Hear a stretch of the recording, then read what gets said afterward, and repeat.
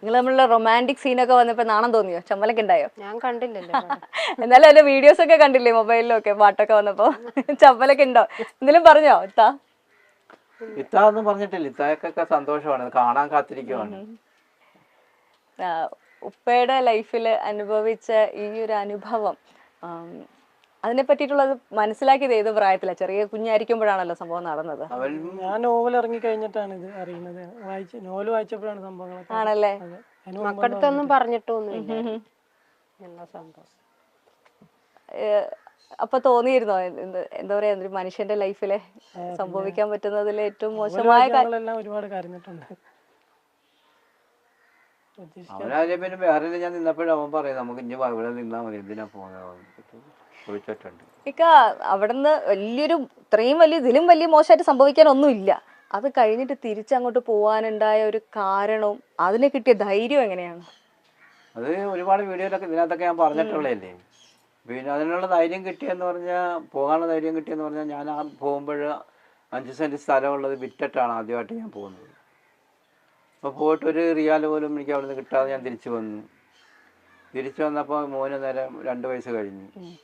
മോന് ജ്യേഷ്ഠൻ്റെ കൂടെ അപ്പുറം താമസിക്കുന്നുണ്ട്, അവരോട് ഒന്നിച്ച് താമസിക്കുന്നു. പിന്നെ ഇവിടെ 5 വർഷം നിന്നപ്പോൾ ഒരു കുട്ടിയും കൂടെ ആയി, ഇപ്പോൾ 2 ആയി. പിന്നെ നമുക്ക് എവിടെയെങ്കിലും 5 സെൻറ്റ് സ്ഥലം ഒരു വീടൊക്കെ വെച്ചിട്ട് മാറണ്ടല്ലോ, ഇത് നമ്മുടേതായിട്ടൊരു കുടുംബം വേണ്ട. അങ്ങനെ ഇരിക്കുമ്പോഴാണ് ഇതുപോലെ എൻ്റെ ഭാര്യയുടെ ആങ്ങള ബഹ്റൈനിലുണ്ട്. അപ്പോൾ അളിയനെ വിളിച്ചിട്ട് ഇതുപോലെ പറഞ്ഞു, അളിയാ ഇതിന് നിന്നാലെങ്ങനെ, അപ്പോൾ ജോലി ചെയ്താൽ എന്തെങ്കിലും നമ്മൾ അന്നന്ന് കഴിഞ്ഞു പോത്തല്ലേ ഉള്ളൂ, എൻ്റെ എവിടെയെങ്കിലും 5 സെൻറ്റ് സ്ഥലം വീടൊക്കെ വാങ്ങിക്കണ്ടേ. അപ്പോൾ അതുകൊണ്ട് ഞാനൊരു ഫ്രീ വിസ എടുക്കുന്നുണ്ട്, എടുത്തു തരാം, അതിന് കയറി വരാൻ പറഞ്ഞു. അന്നേരം എൻ്റെ ഭാര്യ പറഞ്ഞു വേണ്ട, ഇനി നമുക്കുള്ളത് കൊണ്ടൊക്കെ ജീവിച്ചാൽ മതി, പോകണ്ട എന്നൊക്കെ പറഞ്ഞാണ്. അന്നേരം എനിക്ക് പോകണ്ട എന്നുള്ള ഇതില്ല. കാരണം അന്നേരം പിന്നെ നമുക്ക് നമ്മുടെ മനസ്സിൽ ഇതല്ലേ, ഇപ്പം നമ്മൾ കൂലിപ്പണി ചെയ്താൽ കിട്ടിയ അന്നത്തെ ചിലവിനുള്ള കാശ് അതങ്ങ് കാര്യങ്ങളൊക്കെ നടന്നു പോകും, അത് നമുക്ക് പിന്നെ മിച്ചം വരത്തില്ല. അപ്പം അതുകൊണ്ട് എന്തായാലും ഇപ്പം എൻ്റെ അളിയൻ്റെ അടുത്തേക്കല്ലേ ഇനി പോകാൻ പോകുന്നത്. അപ്പം അതുകൊണ്ട് അങ്ങനെയുള്ള ഇത് മരത്തില്ല എന്നുള്ളൊരു ഉറപ്പുണ്ടായിരുന്നു. അതുകൊണ്ടാണ് അങ്ങനെ പോയത്. അങ്ങനെ പോയി അവിടെ ചെന്നിറങ്ങി. പിന്നെ അളിയൻ്റെ റൂമിൽ 2-3 ദിവസം താമസിച്ച്. അളിയൻ്റെ ഒരു കൂട്ടുകാരനാണ് സുനിൽ. വഴിയാണ് ഈ കഥ പുറത്തോട്ട് പറയാൻ കാരണം എന്ന് പറഞ്ഞാൽ, എനിക്കൊരു ജോലിക്ക് വേണ്ടി ഞാൻ പുള്ളിയെടുത്ത് ചെല്ലുന്നു. അപ്പോൾ പുള്ളിയുടെ ഒരു ജോലിയുണ്ട്. അന്നേരം പുള്ളി പറയുന്നത് ഞാൻ ആ ജോലി ചെയ്യത്തില്ല. അന്നേരമാണ് ഞാൻ പറഞ്ഞത് ഞാൻ ചെയ്തവരുള്ള ജോലി ലോകത്താരും ചെയ്ത് കാണത്തില്ല. അതുകൊണ്ട് അന്നേരം പുള്ളി പറഞ്ഞത് എന്ത് ജോലിയാണെന്ന് ചോദിച്ചപ്പോഴാണ് ഈ കഥ പറയാൻ തുടങ്ങി. കഥ പറഞ്ഞു കഴിഞ്ഞപ്പോൾ അയാൾക്ക് ആപ്പാട് വല്ലാതെ ഇതായിപ്പോയി. അങ്ങനെ പെട്ടെന്ന് കുഴപ്പമില്ല, ഞാൻ പെട്ടെന്ന് ജോലിയൊക്കെ ശരിയാക്കി തരാം. 2-3 ദിവസത്തിനകം US നേവിക്കകത്ത്, അമേരിക്കൻ നേവിയാണ്, അതിനകത്ത് പാസ്സൊക്കെ റെഡിയാക്കി തന്ന് എനിക്ക് പറ്റിയ ഒരു പണി, ഞാൻ ചെയ്യത്തില്ലെന്ന് പറഞ്ഞ പണി എനിക്ക് സ്വർഗം കിട്ടിയ പോലൊരു പണിയായിരുന്നു. ആ പണി ഞാൻ 20 വർഷം ചെയ്തു. 20 വർഷം ചെയ്തിട്ടാണ് ആ വരുന്ന സമയം വരെയും ചെയ്ത് ആ ഒറ്റപ്പണി തന്നെ ചെയ്തിട്ടുള്ളത്. പണിയെന്ന് പറഞ്ഞാൽ ആക്രി മടക്കുന്ന പണിയാണ്. റോഡിൽ അവിടെ നടന്നത് US നേവിക്ക് അകത്ത്, അല്ല പുറത്തൊന്നും അല്ല, അവരുടെ ക്യാമ്പിൽ തന്നെ ബിന്നുകളൊക്കെ വെച്ചേപ്പോണ്ട്. അതിനകത്ത് നിന്ന് അലൂമിനിയം പ്ലാസ്റ്റിക് ഒക്കെ സെപ്പറേറ്റ് ക്ലീൻ, എല്ലാത്തിനും ഓരോ ബിന്നുകളാണ് വെച്ചേക്കുന്നത്. കച്ചറ ഇടുന്ന ബിന്ന് വേറെ, പ്ലാസ്റ്റിക് ഇടുന്നത് വേറെ, അലൂമിനിയം ഇടുന്നത് വേറെ. അപ്പോൾ അതിൽ നിന്ന് നമ്മൾ അലൂമിനിയം പ്ലാസ്റ്റിക്കും മാത്രം എടുത്ത് വേർതിരിച്ചിട്ട് വേറെ കവറിനകത്ത് കെട്ടി എന്നിട്ട് വേറെ കവറിട്ട് കൊടുക്കൽ, ഇതൊക്കെ ആയിരുന്നു പരിപാടി. എൻ്റെ ഇഷ്ടത്തിനുള്ള പരിപാടി. പ്രശ്നങ്ങളൊന്നും ഇല്ല, ആരും ചോദിക്കാനൊന്നുമില്ല, നീ അത് ചെയ്തില്ലല്ലോ ഇത് ചെയ്തില്ലോ ഒന്നും ചോദിക്കാനില്ല. എനിക്ക് അന്ന് അവിടുത്തെ അനുഭവം വെച്ച് നല്ല അടിപൊളി ആൾക്കാരുമായിട്ടൊക്കെ എപ്പോഴും സംസാരിച്ച് നടക്കലൊക്കെയാണ് ജോലി. ഈ പണിയൊക്കെ കഴിഞ്ഞ് അങ്ങനെ ബെന്യാമി സാറിൻ്റെ സുനിലിൻ്റെ സാറിൻ്റെ കൂട്ടുകാരാണ് ബെന്യാമി സാർ. ബെന്യാമി സാർ അവിടെ ജോലി ചെയ്യുന്നത്, US നേവിക്കകത്ത് തന്നെ വേറെ ഒരു കമ്പനി. എന്നുവെച്ചാൽ ഇതെല്ലാം 2-3 കിലോമീറ്റർ ദൂരത്തിലുള്ള ഒരു ഇത് അതിനകത്താണ്. അപ്പോഴ് പ്രവാസികളുടെ ഒരു കഥ എഴുതാൻ കാത്ത് നടക്കുമായിരുന്നു. അപ്പോൾ ഞാനന്നേരം സുല്യാർ എന്ന് പറഞ്ഞ് കാര്യങ്ങൾ പറഞ്ഞപ്പോൾ പുള്ളി പിറ്റേന്ന് പോലെ എൻ്റെ അടുത്ത് വന്ന് ഇങ്ങനെയൊക്കെ സംഭവിച്ചു കാര്യം ഞാൻ പറഞ്ഞ്. എന്നാലും ഞാൻ പറയും എന്തിനാ ഇനി ഞാൻ അനുഭവിച്ചാൽ ഞാൻ അനുഭവിച്ചു, ഇനി കഥയൊന്നും എഴുതുന്നില്ല അങ്ങനെ എന്നൊക്കെ പറഞ്ഞ് അതൊക്കെ എഴുതി മാറിയതാണ്. പിന്നെ അന്നേരം എനിക്ക് നമ്മളെ പിന്നെ ആ കാര്യം ചിന്തിക്കേണ്ട ആവശ്യമില്ലല്ലോ, അതുകൊണ്ട് പറയേണ്ട അതുപോലെ മാറിയതാണ്. പിന്നെ സുല്യാട്ടിനെ കൊണ്ട് നിർബന്ധമില്ല. പിന്നെ ഞാനിത് ഓരോ ദിവസം ചിരിച്ച് എൻ്റെ അടുത്ത് വരും, പറയും, പോവും, പിന്നെ പിറ്റേന്ന് വരും, അങ്ങനെ പറയും. അങ്ങനെ കുറച്ച് നാളിലെടുത്താണ് ഈ കഥ പറഞ്ഞു തീർത്തത്. അങ്ങനെ കുറച്ച് നാളുകൊണ്ട് ഈ കഥ പറഞ്ഞ് പുള്ളി എഴുതുമ്പോൾ ഞാൻ അത് കഥ പറയുമ്പോഴും എനിക്ക് ബുക്ക് ഇങ്ങനെ പ്രകാശനം ചെയ്യുമെന്നോ ഒന്നും ഒരു ഇതൊന്നും മനസ്സിലില്ലായിരുന്നു. പിന്നെ കുറച്ച് നാൾ കഴിഞ്ഞപ്പോൾ ഈ ബുക്ക് പ്രകാശനം ചെയ്ത് ബഹ്റൈനിൽ വെച്ചായിരുന്നു പ്രകാശനം ചെയ്തത്. അപ്പോൾ പക്ഷത്തെ ബുക്ക് എനിക്കാണ് തരുന്നത് അവിടെ വെച്ച്, ആദ്യത്തെ ബുക്ക്. അപ്പോൾ അത് ഞാൻ വായിച്ച അപ്പോൾ എനിക്ക് ഭയങ്കര ഇതായിരുന്നു അന്നേരം കഥ വായിച്ചൊക്കെ. പിന്നെ കേരള സാഹിത്യ അക്കാദമി അവാർഡ് കിട്ടുമ്പോഴാണ് ഒന്നുകൂടെ അത് വലിയ ഇതാണ്. ഈ സിനിമയാകാൻ പോകുന്ന പോലുള്ള പബ്ലിസിറ്റി അന്നാണ് അവിടെ വെച്ച് ഒരുപാട് പരിപാടിക്ക് പങ്കെടുക്കാനും. ഞങ്ങൾ രണ്ടുപേരാണ് എല്ലാ പരിപാടിക്കും പോയതും ഒക്കെ. അന്നുപോലെയാണ് നമ്മൾ എന്നെ നല്ലപോലെ സ്നേഹിക്കുകയും ചെയ്യുന്നുണ്ട്.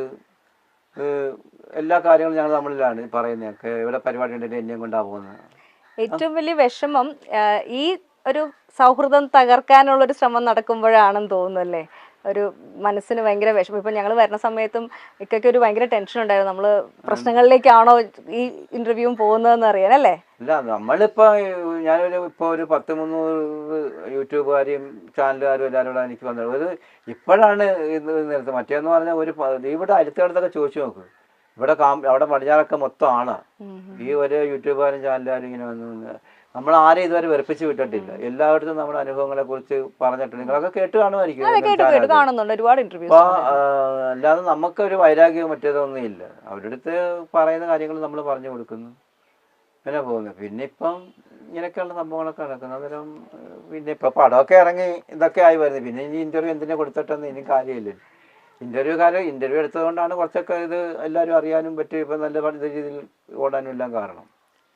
ഈ ഒരു എന്താ പറയുക, പ്രശ്നങ്ങളൊക്കെ നടക്കുന്നുണ്ടെങ്കിലും നമ്മളുടെ ലൈഫ് ആൾക്കാരിലേക്ക് എത്തുകയാണ്. നമ്മൾ പേരും പ്രശസ്തിയും എന്നൊക്കെ പറയുന്നത് എല്ലാവരും ആഗ്രഹിക്കുന്ന ഒരു കാര്യമാണ്. നമ്മൾ ചില സമയത്ത് നമ്മളുടെ സന്തോഷത്തിൻ്റെ കഥകളായിരിക്കാം നമ്മളെ പ്രശസ്തിയിലേക്ക് എത്തുക. പക്ഷേ ചേട്ടൻ്റെ ഇക്കടെ ലൈഫിലെ ഏറ്റവും മോശമായ കാര്യം അല്ലെങ്കിൽ മറക്കാൻ ആഗ്രഹിക്കുന്ന കാര്യമാണ് അല്ലെങ്കിൽ നമ്മൾ സാധാരണക്കാരൊരു ആഘോഷമാക്കി ഒരു സിനിമയായി കാണുന്നത്. ആ സമയത്ത് ഇങ്ങനെ തോന്നുന്നു, അയ്യോ ഞാൻ വീണ്ടും വീണ്ടും എനിക്കിനി കാണുമ്പോൾ എൻ്റെ വിഷമം എനിക്ക് മറക്കാനുള്ളൊരവസ്ഥ ഇല്ലല്ലോ എന്ന് അങ്ങനെ തോന്നുന്നുണ്ടോ? അല്ല, ഇപ്പൊ ഈ പടം കൂടെ ഒക്കെ കണ്ടപ്പോൾ ഓരോ രാജ്യങ്ങൾ മൊത്തം കാണുമല്ലേ, അപ്പോൾ അതുകൊണ്ട് സന്തോഷം തന്നെ ഉണ്ട് ഇപ്പോഴും. നമ്മൾ മറക്ക എന്ന് പറയുന്നത് നമ്മൾ ഈ അന്ന് ഞാൻ വേറെ വെച്ച് കഥ പറയുമ്പോൾ ഞാൻ മറക്കാനായിട്ടുള്ള ഇതായിരുന്നു. പക്ഷെ അന്നേരം എനിക്ക് എഴുതണമെന്നുള്ള ഇതൊന്നും ഇല്ലായിരുന്നു. പിന്നെ ബെന്യാമിൻ സാറിപ്പോൾ അത് എഴുതിയത് കൊണ്ടാണ് ലോകം മൊത്തം അറിയാനും നമുക്ക് ഇപ്പം എനിക്ക് പോകാൻ പറ്റാത്ത സ്ഥലങ്ങളിലൊക്കെ ഒരുപാട് സ്ഥലത്ത് പോകാനും ഒക്കെ സംഭവിച്ചത്. ഇപ്പം ഞങ്ങൾ ഇനി 2-3 ദിവസത്തേക്കുള്ള ഞങ്ങളിപ്പോൾ ഇതുപോലൊരു പിന്നെ സ്മാർട്ട് ട്രാവൽസുകാർ ദുബൈയിൽ ഞങ്ങളെ ഫാമിന്റെ മൊത്തം കൊണ്ടുപോവാണ്. അങ്ങനൊക്കെ ഇതെല്ലാം ഇതുകൊണ്ടൊക്കെ തന്നെയല്ലേ ഒരു സെലിബ്രിറ്റിയായി മാറിയല്ലേ ഇപ്പൊ? ശരിക്കും പറഞ്ഞു കഴിഞ്ഞാൽ ഉദ്ഘാടനങ്ങളൊക്കെ ഉണ്ട്. ഇപ്പൊ ഒരുപാട് ഉദ്ഘാടനങ്ങളും. ഇന്നലെ പായ്പാട് ചുണ്ട ഞാൻ ഉദ്ഘാടനം ചെയ്തു. പായ്പാട് ചുണ്ട പുതിയത് വള്ളം ഇത് ഇറക്കുമായിരുന്നു. അപ്പൊ ഇന്നലെ രാവിലെ അവിടെ പോയത് ഞാനായിരുന്നു ചെയ്തത് ഒക്കെ. അപ്പൊ ജനങ്ങൾ മൊത്തം ഇപ്പൊ ഇത് നമ്മുടെ സെൽഫി എടുക്കാനും മറ്റേനും മറിച്ചതിനും ഒരു എന്ന് അമ്പലത്തിൽ ഇന്നലെ പോയിട്ട് അമ്പലത്തിലും അതുപോലെ തന്നെ. നമ്മള് കുറെ നമുക്ക് വിലപ്പെട്ട ഒരുപാട് കാര്യങ്ങൾ ഇല്ലാണ്ടാവുമ്പോഴാണ് നമുക്ക് ശരിക്കും മനസ്സിന് ആവശ്യമുള്ളത് എന്താണ്, അല്ലെങ്കിൽ നമ്മുടെ ശരിക്കുള്ള ഇഷ്ടങ്ങൾ എന്താണ്, ആഗ്രഹങ്ങൾ എന്താണെന്ന് മനസ്സിലാവും. അപ്പം ലൈഫിലെ ഏറ്റവും മോശമായ അവസ്ഥ കഴിഞ്ഞ് തിരിച്ചെത്തിയ സമയത്തായിരിക്കും എനിക്ക് ലൈഫിൽ വേറെ ഒന്നുമില്ല, ഇത് മാത്രം മതി. അങ്ങനെ എന്തെങ്കിലും ഒരു പ്രത്യേക സാധനം, ഒരു സ്വാതന്ത്ര്യമാണോ, നല്ല ഭക്ഷണമാണോ, അതോ കുടുംബമാണോ, എന്താണ് പെട്ടെന്ന് തോന്നിയത് എനിക്ക് വേറെ ഒന്നും വേണ്ട, ഈ ഒരു കാര്യം മാത്രം മതി, അങ്ങനെ എന്തെങ്കിലും തോന്നിയിരുന്നോ? തോന്നിയിട്ടുണ്ടെന്ന് പറഞ്ഞാൽ ഞങ്ങളുടെ കുടുംബമായിട്ട് നമ്മൾ സന്തോഷത്തോടെ ഇവിടെ തന്നെ എന്തെങ്കിലും ഒരു ഓടിപ്പണി ചെയ്ത് നല്ല സന്തോഷത്തോടെ ജീവിക്കണമെന്ന് മാത്രമാണ് എനിക്ക് തോന്നിയിട്ടുള്ളത്. ഞാൻ അന്ന് അവിടുന്ന് പിന്നെ ചാടി വന്ന് ഇവിടെ വീട്ടിൽ ആദ്യമായിട്ട് വന്ന് കയറുമ്പോൾ എൻ്റെ വാപ്പ ഉണ്ടെന്ന്. വാപ്പ വന്ന് പറഞ്ഞിട്ട് മോനെ നീ നിന്റെ വാപ്പ വന്നെന്ന് പറയുമ്പോൾ നിന്റെ വാപ്പ എന്ന് പറയുന്നത് പറഞ്ഞ് തിരിച്ച് ഒന്ന് പോയി. ഇതൊരു മുട്ടയടിച്ച ഒരാളാണെന്നും പറഞ്ഞ് ആ ചെറിയ പ്രായത്തിൽ. പക്ഷെ എന്നാലും എനിക്കതല്ലായിരുന്നു. കാരണം ഞാൻ അത്രയും നാളവിടെ ജോലി ചെയ്തും ഒരു മോനോട് ഒരു മുട്ടായി പോലും അവന് കൊടുക്കാൻ പറ്റാത്ത ഒരു ഭയങ്കര ഒരു വിഷമം അന്നേരം എനിക്ക്. നമ്മളത് കരഞ്ഞു പോയി അന്നേരം അതൊക്കെ. അതൊരു ഭയങ്കര ഫീലിംഗ് അതൊക്കെ അന്നേരം. പിന്നെ എനിക്ക് ദൈവത്തിൻ്റെ അനുഗ്രഹം കൊണ്ട് ഞാൻ 10 പ്രാവശ്യമെങ്കിലും പറഞ്ഞ് പോയിട്ട് അവൻ്റെ കാര്യങ്ങൾക്ക് ഇഷ്ടം പോലെ കൊടുക്കാൻ പറ്റാത്ത കാര്യങ്ങൾ സാധിച്ചൊരു സന്തോഷമുണ്ട്. നമ്മൾ ഒരു സമ്പാദ്യം ഉണ്ടാക്കുക എന്നുള്ള ഉദ്ദേശത്തോടുകൂടി ലൈഫ് ഒന്ന് സെക്യൂർ ആക്കാൻ വേണ്ടിയിട്ടാണല്ലോ ജോലിക്ക് പോകുന്നത്. എല്ലാ കഷ്ടപ്പാടുകൾക്കും ഒടുവിൽ ആ ഒരു ചെറിയ സമ്പാദ്യമെങ്കിലും ഉണ്ടാക്കാൻ സാധിച്ചോ? ലൈഫ് വേറെ പോയി കഴിഞ്ഞാണ് ഈ 5 സെന്റ് സ്ഥലം ഈ വീടും മേടിക്കുന്നത്. ഈ വീടല്ലേ? ഈ വീട് എൻ്റെ മകളെ കല്യാണം കഴിച്ച് വിട്ട് എൻ്റെ ബാധ്യതകളെല്ലാം കഴിഞ്ഞ് പിന്നെ നമ്മൾ ഇവിടെ എന്തെങ്കിലും കൂലിപ്പണി ഇങ്ങനെ ജീവിച്ച് ഞങ്ങൾ പോവാണ്. പിന്നെ ഇപ്പഴും അവന് ഇതുപോലെ ഇവിടെ ഉണ്ടായിരുന്നു, ഇപ്പോഴും പണിക്ക് പോകുന്നുണ്ട്. എപ്പോഴും പോകുന്നത്. ഇപ്പൊ ഈ പടം റിലീസായാലും പിന്നെ ഇതുവരെ പോകാൻ പറ്റിയിട്ടില്ല, തിരക്ക് തിരക്ക് കാരണം പോയിട്ടില്ല. ആ പിള്ളേരൊക്കെ വിളിക്കുവാണ്, ഇക്കാ വരണം, അങ്ങനെയാണ് ഇങ്ങനെയാണെന്ന് ചോദിച്ച് ഇന്നും വന്ന് വിളിച്ചു. എന്ത് പണിക്കാ പോകുന്നത്? വല അതെ അതെ. കണ്ടിട്ടുണ്ട്. ഇന്ന് ഒരു മീനെ കൊടുത്തു വിട്ടില്ല, അവര് പിള്ളേരെ പിടിച്ചിട്ട് പിടിച്ചിട്ട് ഇന്നും കൊടുത്തു വിട്ടു. അവരുടെ ഇതുവരെ പൈസ കൊടുത്ത് ഞാൻ മീൻ മേടിച്ചിട്ടില്ല. ഇപ്പൊ അതില് പിന്നെ അവരുടെ അവിടെ പോയില്ല, പിന്നെ നേരെ ഫ്രണ്ടില് കടലാണ് കേട്ടോ. അതെ അതെ അതെ, അത് തന്നെ. കടലിനോട് ഭയങ്കര ഇഷ്ടമാണോ? കടലിനോട് ഇഷ്ടം, കടലല്ലേ നമ്മുടെ ജീവിതം. ഗൾഫിൽ പോണതിന് മുന്നേ കടലിൽ പണിക്ക് പോകും. കടലിലെ പണി എന്ന് പറഞ്ഞാൽ ഈ മീനൊക്കെ ഉണക്കുന്ന ജോലിയാണ് എന്റെ വാപ്പായ്ക്ക് വെക്കുക. ഒന്ന് ഇതുപോലെ ഒന്നുമല്ല, കടപ്പുറം അങ്ങ് വരെ ഉണ്ട്, കല്ലുമൊന്നും ഇല്ലായിരുന്നു. ഇവിടെയൊക്കെ വള്ളം പിടിക്കുന്ന സ്ഥലങ്ങളൊക്കെ ആയിരുന്നു. അപ്പോൾ അതൊന്നും മീനുകളൊക്കെ ഉണ്ട്. ഞങ്ങൾ അന്നേരം ചെറുപ്പത്തിലതൊക്കെ ആയിരുന്നു. അതുകൊണ്ട് അന്നത്തെ ആ ബുദ്ധിമുട്ടൊക്കെ കൊടുത്ത് വിദ്യാഭ്യാസം വലുതായിട്ട് കൊണ്ടുപോകാൻ പറ്റിയിട്ടില്ല. മക്കളോട് പറഞ്ഞു കൊടുത്തിരുന്നോ ഇതേപോലെ ബുദ്ധിമുട്ടൊക്കെ ആയിരുന്നു, നിങ്ങൾ പഠിക്കണമെന്ന് പറഞ്ഞു കൊടുത്തിട്ടുണ്ടായിരുന്നു. ആൾക്കാരുടെ മനസ്സുകളെ മരുഭൂമി കണക്കെ പൊള്ളിച്ച ബെന്യാമിന്റെ ആടുജീവിതം അഭ്രപാളികളിൽ എത്താൻ മറ്റാരെക്കാളും ഏറെ ആകാംക്ഷയോടെ കാത്തിരുന്ന ഒരാളുണ്ട്. അത് യഥാർത്ഥ കഥാനായകൻ നജീബ് തന്നെയായിരുന്നു. ആലപ്പുഴ ആറോട്ടുപുഴ പത്തിശ്ശേരിൽ ജംഗ്ഷന് തെക്ക് ഭാഗത്ത് തറയിൽ വീട്ടിൽ ഷുക്കൂർ എന്ന വിളിപ്പേരുള്ള നജീബിന് ഇത് കഥയല്ല, തന്റെ ജീവിതം തന്നെയാണ്. മരുഭൂമിയിൽ താൻ കരഞ്ഞു തീർത്തതും വായനക്കാരെ കരയിച്ചതുമായ ജീവിതത്തിന്റെ ദൃശ്യാവിഷ്കാരം കാണാൻ നജീബും കാത്തിരിക്കാൻ തുടങ്ങിയിട്ട് നാളേറെയായിരുന്നു. പിന്നീടാണ് ആ സിനിമ അഭ്രപാളികളിൽ എത്തിയതും. എന്നാൽ അതിനുശേഷം എത്തിയത് നിരവധി വിവാദങ്ങളും വിമർശനങ്ങളും ഒക്കെയാണ്. നജീബിന്റെ ജീവിതം ഇന്നും സത്യം പറഞ്ഞാൽ വളരെ വലിയ സാമ്പത്തിക സ്ഥിതിയിലൊന്നുമല്ല. സാധാരണക്കാരായ ഒരു കുടുംബം തന്നെയാണ് അദ്ദേഹത്തിൻ്റെത്. തന്റെ കുടുംബം ചെയ്തു പോകുന്ന ജോലികളൊക്കെ തന്നെയാണ് ഇന്ന് ബെന്യാമും നാട്ടിൽ ചെയ്തു പോകുന്നത്. ബെന്യാമിന്റെ ആടുജീവിതം മരുഭൂമിയിലെ നജീബിന്റെ തീക്ഷ്ണമായ ജീവിതത്തെക്കുറിച്ചാണ് പറയുന്നത്. നായകനായ നജീബ് പിന്നീട് ഒരിക്കലും കടൽ കടക്കില്ലെന്നായിരിക്കും വായനക്കാർ വിശ്വസിക്കുക. എന്നാൽ താങ്ങാനാകാത്ത ജീവിത പ്രയാസങ്ങൾ നജീബിനെ വീണ്ടും മണലാരണ്യങ്ങളുടെ നാട്ടിൽ എത്തിച്ചു എന്നതാണ് കഥയുടെ ബാക്കി പത്രം. പിന്നീട് അവിടെ ജീവിച്ചു തീർത്തത് 2 പതിറ്റാണ്ട് കാലമാണ്. ഒടുവിൽ മരുഭൂമി സമ്മാനിച്ച കനലും കുളിരും മനസ്സിൽ ബാക്കി വെച്ച് നീണ്ട കാലത്തെ പ്രവാസ ജീവിതം മതിയാക്കി നജീബ് നാടണയുകയും ചെയ്തു. ഇപ്പോഴും ജീവിതത്തിന്റെ രണ്ടറ്റം കൂട്ടിമുട്ടിക്കാൻ നജീബ് നാട്ടിൽ കൂലിപ്പണി ചെയ്യുകയാണ്. തന്റെ ജീവിതം അഭ്രപാളികളിൽ എത്തുമ്പോഴെങ്കിലും ദുരിതക്കയത്തിൽ നിന്നും കരകയറാൻ കഴിയും എന്ന പ്രതീക്ഷയിലാണ് നജീബ്.